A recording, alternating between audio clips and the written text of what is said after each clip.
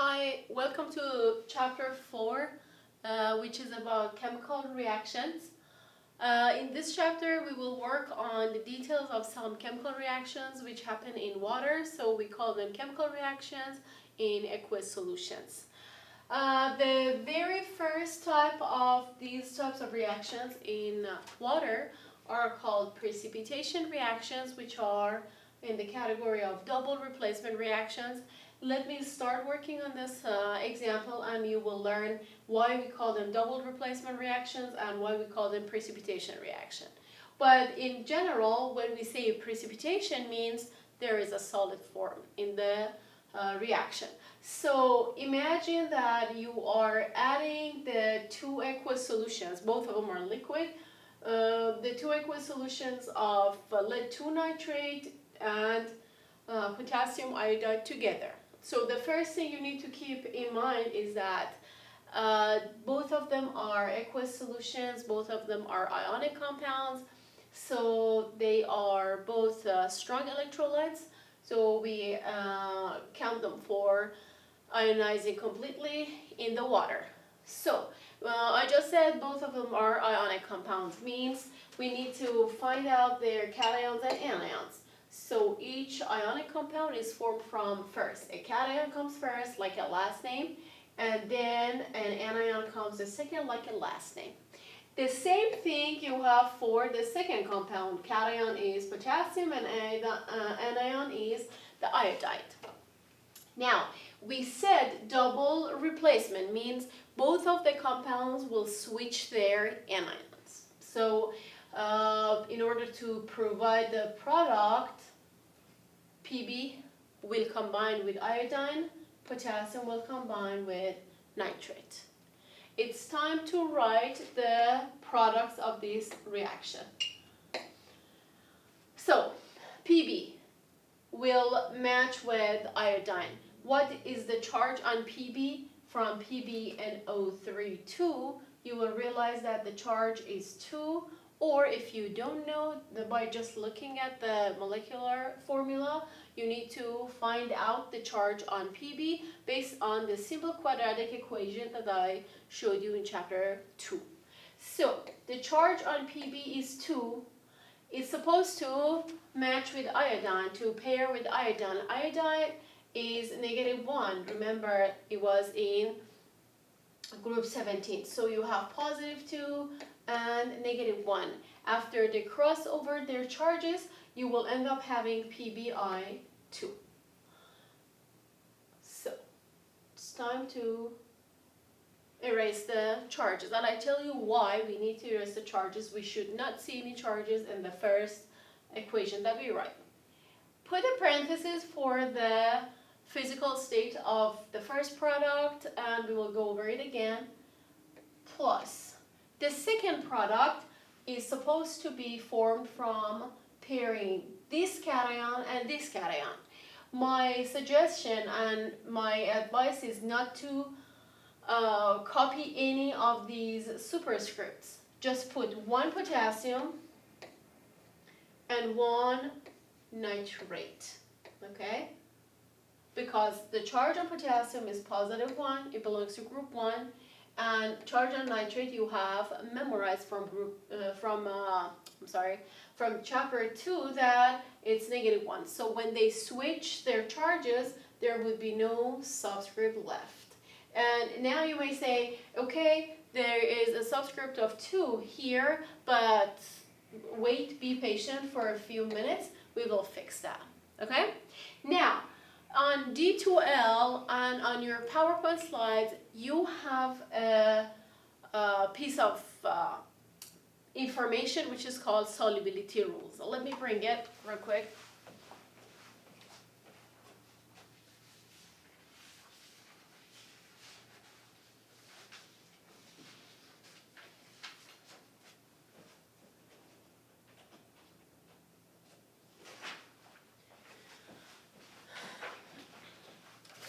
Okay, I'm talking about this.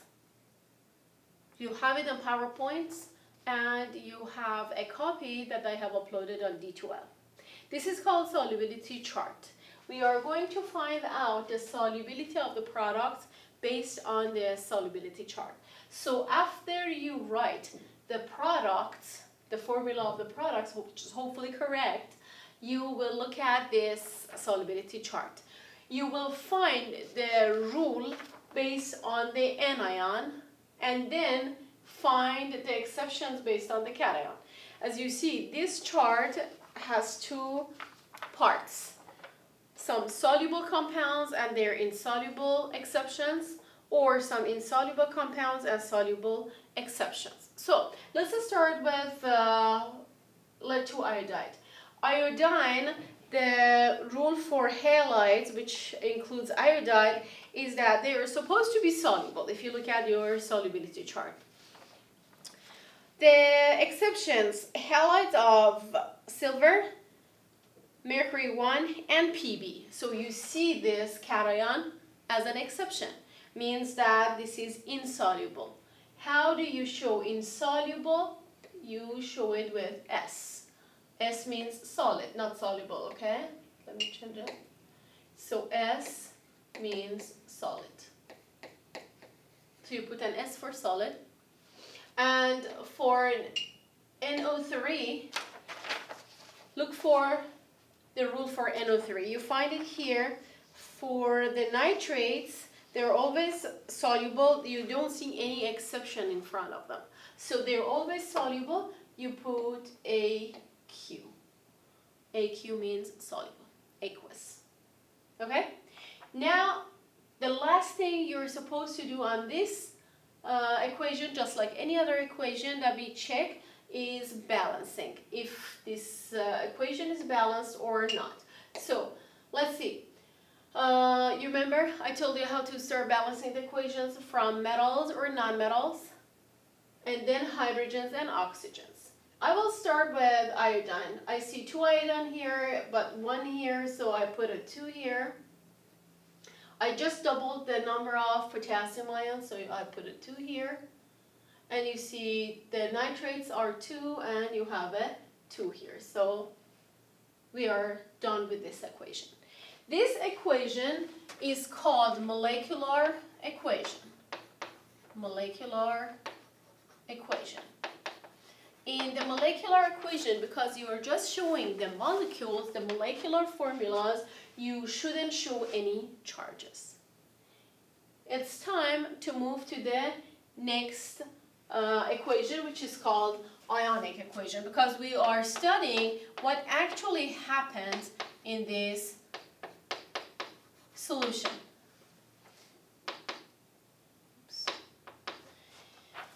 As soon as you add these two compounds to each other, you will see the formation of a very nice yellow solid. So this is the yellow solid that is formed. Now we want to investigate it from the ionic point of view. So for each aqueous compound, you are allowed to break it to cations and anions. The only thing you cannot break is the solid. So do not break solid. So let's start. The first reactant, which is PbNO3, is aqueous. So we can break it to ion. Pb, the charge for Pb was 2. It's aqueous. Plus 2, this 2 is this. 2 NO3 ions with a -1 charge, aqueous. -1, all of these charges you must know from chapter 2.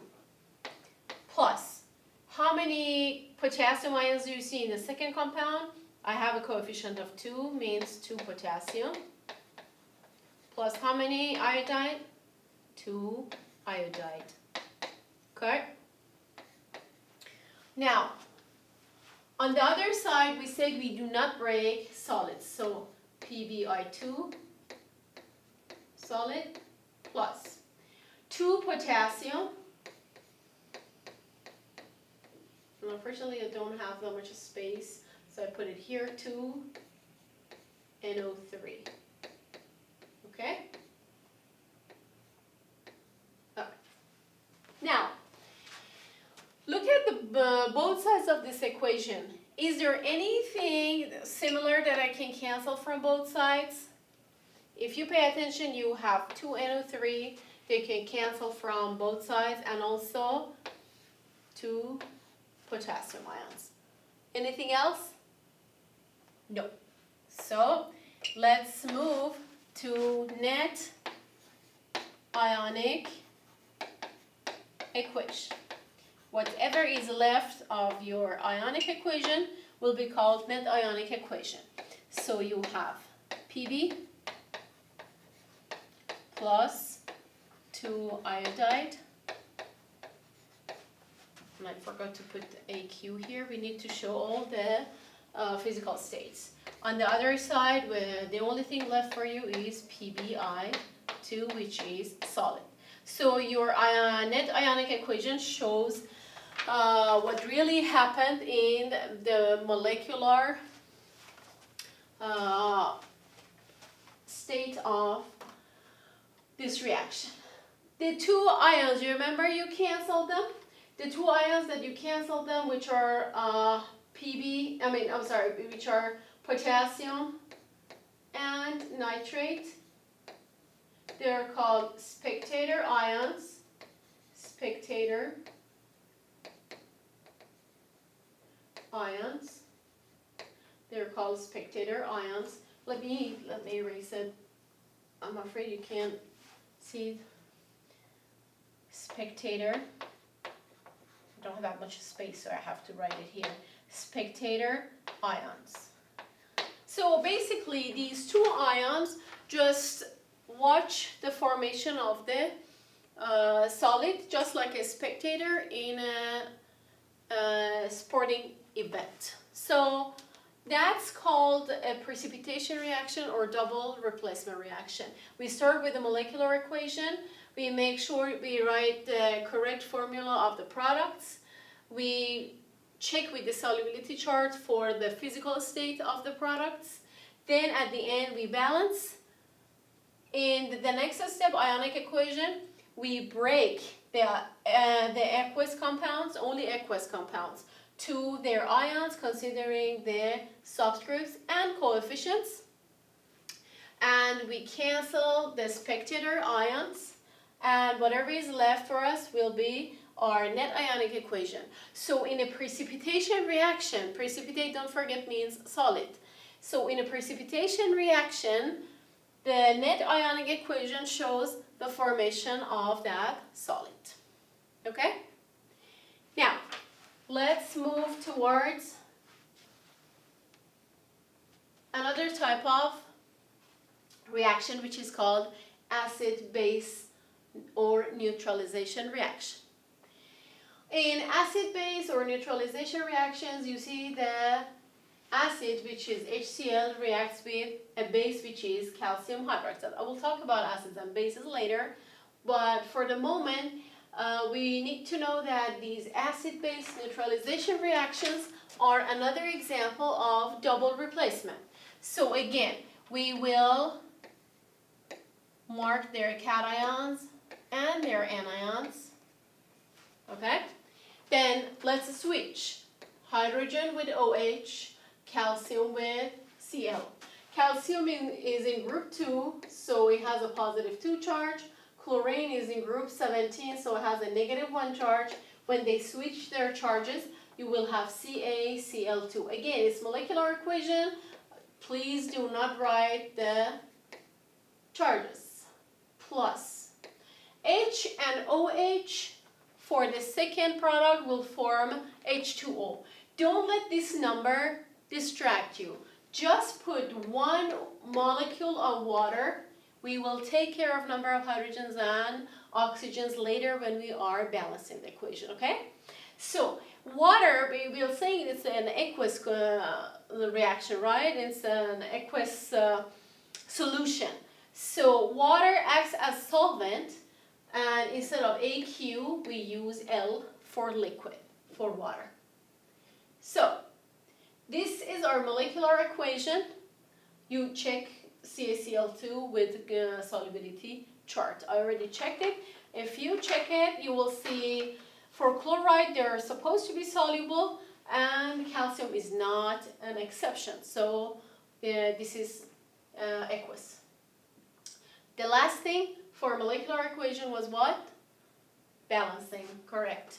So go ahead and balance your equation.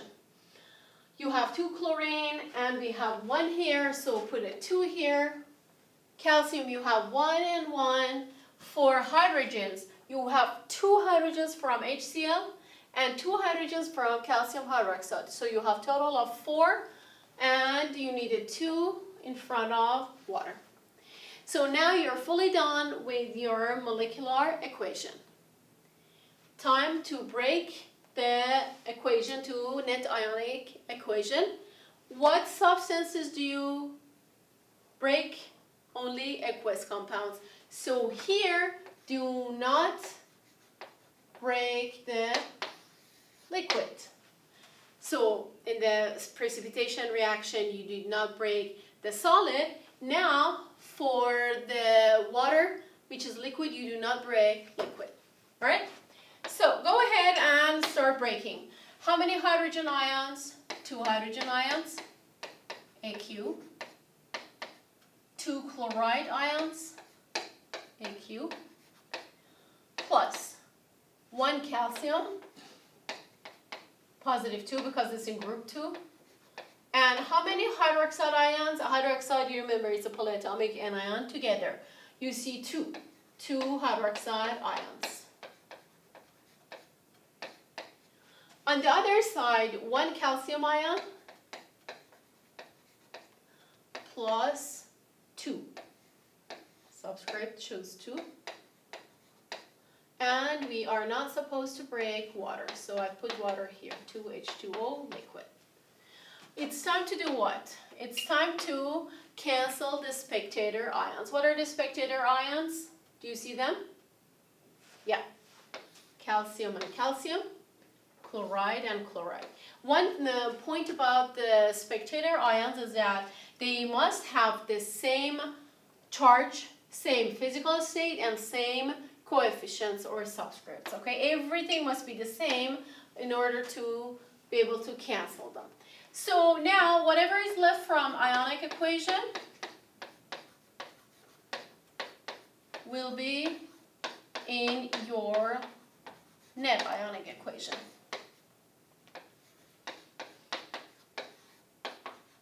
So, net ionic equation for an acid-base neutralization reaction must show the formation of water. And spectator ions that you canceled from each other are calcium and chloride. Okay? You can pause this video, watch it as much as you want, and as many times as you want to practice. Don't forget that you can pause this video and work on the rest of the practice questions you have on your PowerPoint slides at the same time. All right, let's work on gas formation reactions, which is an example. Here shows the reaction between sodium carbonate and HCl. Let's identify the anions and cations. Again, another double displacement reaction. So sodium with chlorine, hydrogen with CO3. So sodium with chlorine will form NaCl, sodium chloride, which is aqueous, so table salt, plus H has a positive 1 charge, carbonate from chapter 2, negative 2. So when you cross over the charges, it's H2CO3. But after 4-5 seconds, if you are doing this experiment, you will see that there are some like bubbles start gently raising in the solution, in the test tube. This is because of this carbonic acid. Carbonic acid is unstable and it will decompose to water and carbon dioxide upon its formation. So we want you to know that carbonic acid is an unstable acid that decomposes to water and carbon dioxide upon its formation. So instead of H2CO3, we will work with H2,CO2 from now on. So the last thing remained in this equation is to balance it, right? Always the last step is to balance the equation. We start with the sodium. You have 2 on left and 1 on right, so you put a 2 here. You doubled the number of chlorine, so we need a 2 here. 2 hydrogens, 1 carbon, and 3 oxygens, or you can just say 1 carbonate and 1 carbonate. So we are done with our molecular equation. In the precipitation reaction, we said we cannot break the solids. In neutralization reactions, we said we cannot break the liquids. Now we say besides solids and liquids, do not break the gases also. Okay? Now you ready for the ionic equation? Let's break them apart. How many sodiums do you have? 2. 2 sodium ions plus 1 carbonate plus 2 hydrogen plus 2 chloride. Don't forget that coefficient is multiplied by everything in the compound. On the other side, you can break apart the NaCl. 2 Na, 2 Cl, and I'm writing my H2O and CO2 again. You see, both of them, liquid and gas, we cannot break them apart. Now it's time to cancel the spectator ions. What spectator ions do we have? We have Na, Na, and Cl and Cl, right? So whatever is left, let's write the net ionic equation. We normally write the cation first, right? But even if you start writing from carbonate, that's okay. You don't lose anything and you don't lose any points in the exam. On the other side, you will have H2O and CO2. So the net ionic equation for a gas formation reaction will show the formation of gas. And the spectator ions here, tell me. I wish I could hear your voices. Is Na and Cl. I'm sure you knew which ones are spectator ions. So I will stop this video here at this point. We went over precipitation reactions, acid-base neutralization reactions, and gas formation reactions. In the next video, I'm going to work on acid-base theories.